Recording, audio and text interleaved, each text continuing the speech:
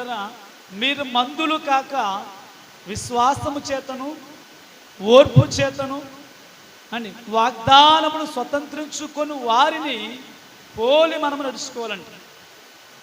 నూతన సంవత్సరంలో చాలామంది వాగ్దానాలు తీసుకున్నారు.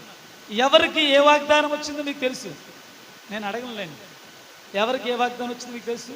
చాలామంది బైబిల్లో పెట్టుకున్నారు, కొంతమంది పెట్టులో పెట్టుకున్నారు, కొంతమంది బీరువాలో పెట్టారు, కొంతమంది మీ పర్సులో పెట్టుకున్నారు. ఎక్కడ పెట్టుకున్నా అది మీ ఇష్టం. దేవునికి స్తోత్రం చెప్పండి గట్టిగా.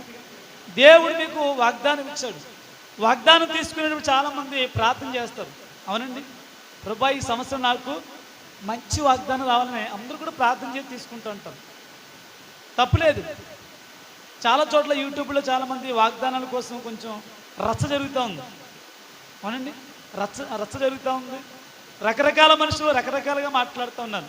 కానీ బైబిల్ సెలవిస్తున్న నా ప్రియ దేవుని బిడ్డలారా, దేవుడు నీకు ఒక వాగ్దానం ఇచ్చాడంటే ఆ వాగ్దానాన్ని స్వతంత్రించుకోవాలంటే మనం కొన్ని చేయాలి.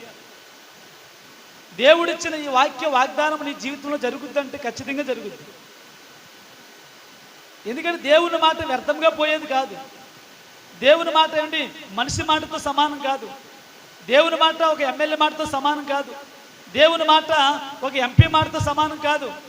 మనుషులందరికంటే, అధికారుల కంటే, నాయకుల కంటే, వీరందరికంటే విలువైనది దేవుని మాట. దేవునికి స్తోత్రం చెప్పండి గట్టిగా.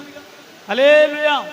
కాబట్టి నా ప్రియ దేవుడా, వాగ్దానం చేసింది ఒక ఎమ్మెల్యేనో లేకపోతే ఒక ఎంపీనో కాదు.